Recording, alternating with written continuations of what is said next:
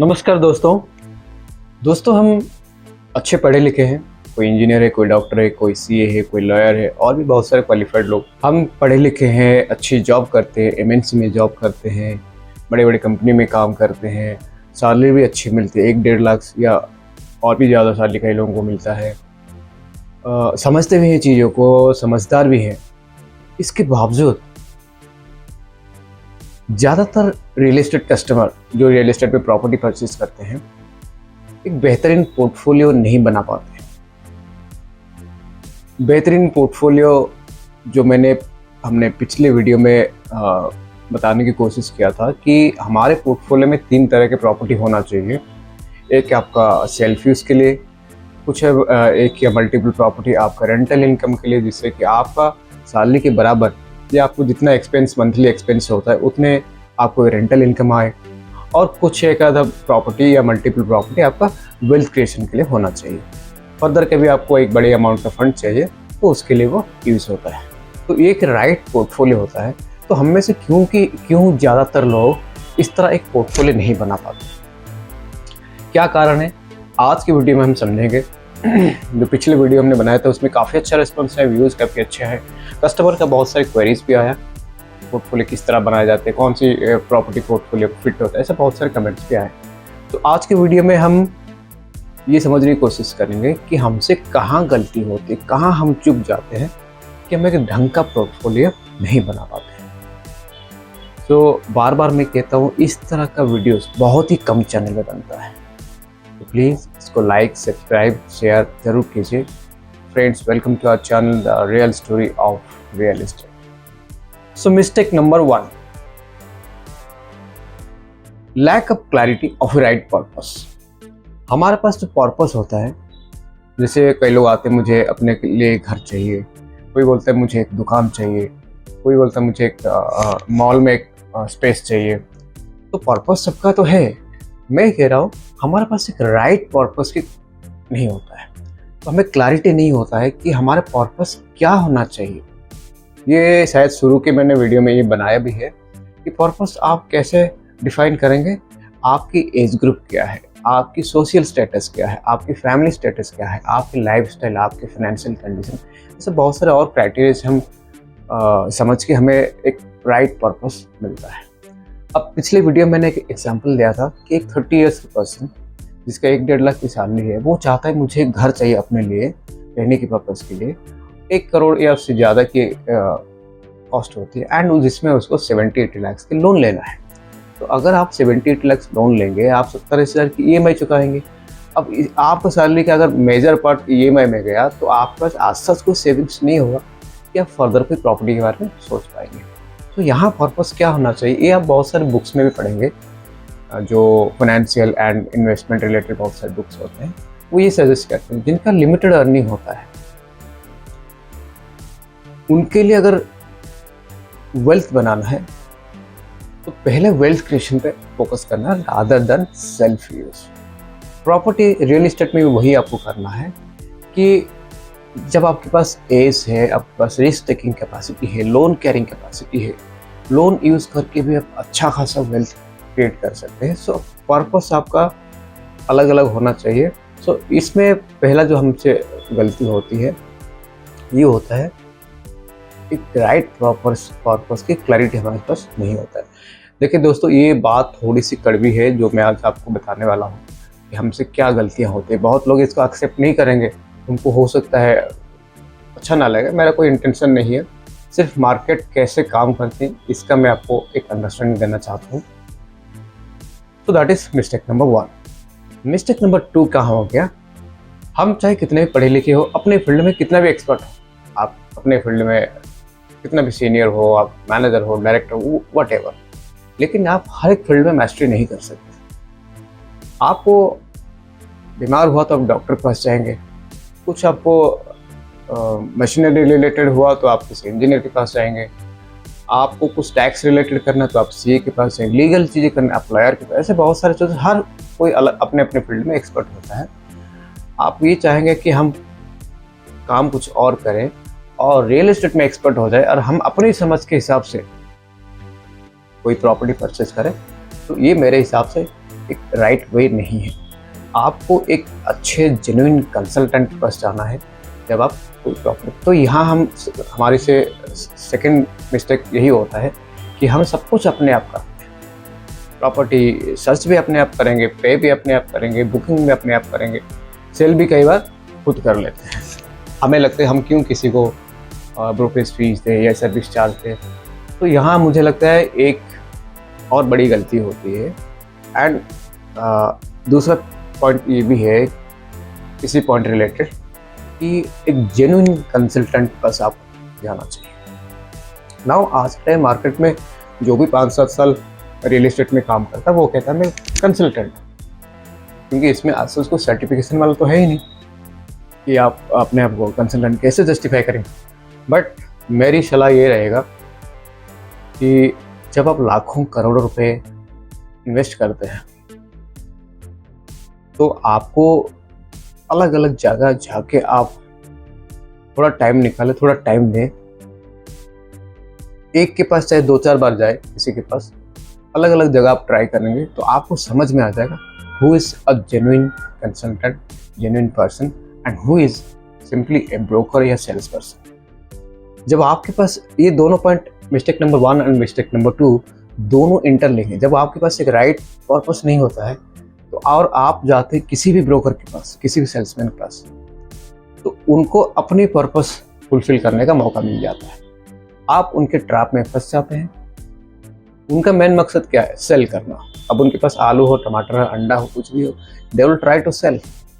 जब आपके पास एक राइट पर्पस नहीं है, they try to fill their purpose of earning money. So what you need to do in this case, एक जेन्युइन कंसल्टेंट की तलाश करना है। अगर मैं अपनी जान पहचान में बात करूँ, नोएडा में मैं मोर देन 100 लोगों को जानता हूँ जो रियल एस्टेट में काम करते हैं और एक्सपीरियंस भी है उनको। I hardly found 4 or 5 people, मैं अपने बारे में नहीं बताऊँगा, वो तो आप लोग बताएंगे, जिनको मैं सही में एक जेन्युइन बोल सकता हूँ। सेल तो हर कोई करता है, लेकिन उनका जो हमारा भी पर्पस है कि हम कस्टमर का पर्पस को समझें, उसका एक्चुअल रिक्वायरमेंट को समझें एंड उसके हिसाब से उसको कोई प्रोडक्ट रिकमेंड करें। तो यहाँ भी हमसे गलती हो जाती है। मिस्टेक नंबर 3, हम हमेशा सस्ते की तलाश करते हैं। दोस्तों, सस्ते में अच्छी चीज़ नहीं मिलती, ये फैक्ट है। जो एक कहावत है ना, मिथ से, सस्ता सुंदर मजबूत, ये सिर्फ मिथ ही होता है, ये कहावत में ही फिट होता है, ये एक्चुअल केस में फिट नहीं होता। अगर आपको एक अच्छी प्रॉपर्टी चाहिए, अच्छा रियल एस्टेट एसेट चाहिए, तो उसके लिए कॉस्ट भी देना पड़ेगा। कई बार ये होता है, अगर आपके पास बजट नहीं है, इवन इफ लोन लेने के बाद भी नहीं हो रहा है, तो उसका अलग सॉल्यूशन है। अगर आप किसी सिटी एरिया में, जो डेवलप्ड सिटी के एरिया में आप प्रॉपर्टी लेंगे तो ऑफकोर्स महंगी होगी। आप थोड़ा सा सिटी के आउटस्कर्ट एरिया में अगर लेंगे तो आपको कम में मिलेगा। But to find a right property, आपको हमेशा एक राइट प्रॉपर्टी की तलाश होनी चाहिए, ना कि एक सस्ते प्रॉपर्टी की। ये हो गया मिस्टेक नंबर 3। मिस्टेक नंबर 4, हम हमेशा अपने बजट को कम करके कैलकुलेट करते हैं। आज के टाइम में हम कैलकुलेट करते हैं, आज मेरा सैलरी 1 लाख है, मैं कितना EMI दे पाऊंगा। मैं कहता हूँ, जैसे हमने पोर्टफोलियो के लिए 5 to 10 ईयर्स का रखा है, तो 5 to 10 ईयर्स का एक एवरेज कैलकुलेशन करिए कि आपका बजट, आपका अगर आज की इनकम इतनी है, 10 साल में कितनी हो सकती है। आज आप सिंगल है, कल को शादी हो सकती है, दोनों वर्किंग हो सकता है, या और भी बहुत सारे इनकम का जरिया बन सकता है। तो आप ये सारे सोल्यूशन देख सकते हैं। एंड कई बार ये भी होता है कि जब हमारे पास एक फाइनेंशियल बर्डन होता है, तो हमारा कई अननेसेसरी एक्सपेंस जो हम करते हैं, एवरी वीक पार्टी करना, एवरी आउटिंग पे जाना, ये सब बहुत सारे अननेसेसरी एक्सपेंस हम लोग करते हैं, वो भी काफ़ी हद तक कम हो जाता है और हमारे पास एक अच्छा एसेट पे आ जाता है। तो बजट को जितना आप इजी बजट कैलकुलेट करते हैं, उसको मेरे हिसाब सिंपली अगर डबल करेंगे तो इनिशियली आपको हो सकता है टाइट हो, थोड़ा एक्सपेंस आपको टाइट हो जाएगा, बट लेटर स्टेज में 2-3 साल बाद आप चेक करेंगे कि आपके लिए वो ईजी हो रहा है, वो EMI पे करना आपके लिए ईजी हो जाएगा। ये हो गया चौथा मिस्टेक। 5वीं मिस्टेक जो है वो हो गया lack of long vision.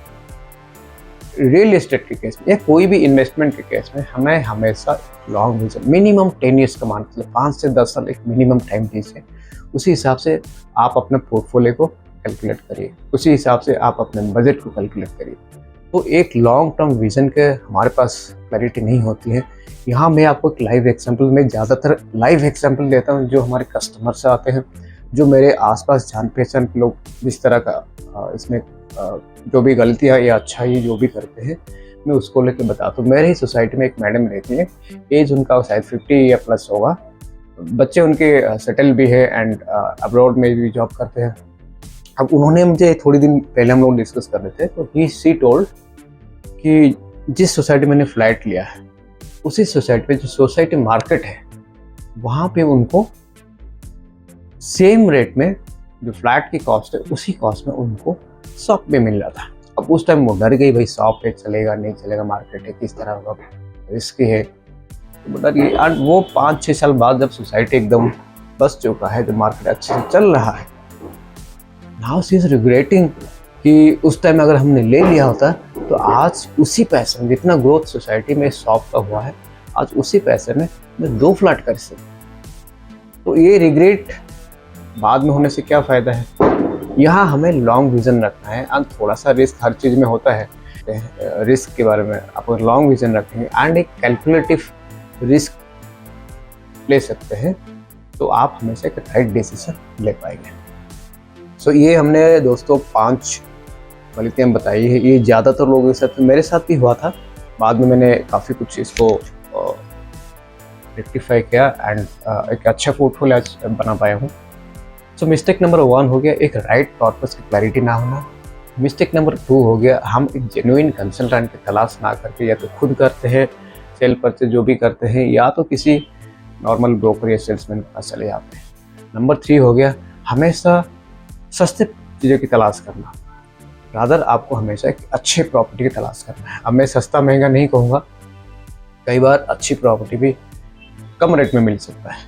So instead of सस्ता आपके दिमाग में ये होना है मुझे एक अच्छी प्रॉपर्टी की तलाश करनी है। नंबर 4 हो गया कि अपने बजट को कम कैलकुलेट करना। आज की नहीं, अगले 5-6 साल की भी आप कैलकुलेशन कर सकते हैं। देखो एक प्रेडिक्शन, आप एक कैलकुलेशन कर सकते हैं, एग्जैक्टली क्या होगा ये तो किसी को नहीं पता है, लेकिन आप एक कैलकुलेट करके रिस्क अमाउंट को कम कर सकते हैं। एंड नंबर 5 एक लॉन्ग विजन रखें। प्रॉपर्टी रियल एस्टेट केस में हमेशा एक लॉन्ग विजन के हिसाब से ही इन्वेस्टमेंट या सेल परचेज किया जाता है। तो दोस्तों आज की वीडियो में ये जानकारी देना था कि किस तरह आप एक राइट पोर्टफोलियो कैसे बना सकते हैं। बहुत सारे लोग पूरे लाइफ में मुश्किल से एक प्रॉपर्टी बना पाते हैं, या कोई एक आधा होता है जो 1 या 2 बना सकते हैं, या कुछ लोग कंजूसी करके जीते हैं तो वो शायद 3-4 बना लेते हैं, बट वो भी एक राइट पोर्टफोलियो नहीं होता है। आप अगर 4-5 अपार्टमेंट ले लेंगे या खाली आपके पास रेंटल इनकम आ रही है और बाकी वेल्थ क्रिएशन का है नहीं, तो एक राइट पोर्टफोलियो होना चाहिए। उसके लिए आज ये हमने जानकारी दी आप लोगों को। उम्मीद है ये वीडियो आप लोगों को अच्छा लगेगा, और इस तरह का वीडियोस या जानकारी पाने के लिए आप हमारे चैनल को शेयर एंड सब्सक्राइब करिए। एंड मैं आखिरी मिस्टेक ये बताऊंगा कि आपने अभी तक हमारे चैनल को शेयर या सब्सक्राइब नहीं किया है। इस तरह चैनल बहुत कम बनती है, सो ज़्यादा से ज़्यादा सब्सक्राइब एंड शेयर कीजिए। सो मिलते फिर अगले वीडियो में, तब तक के लिए जय हिंद।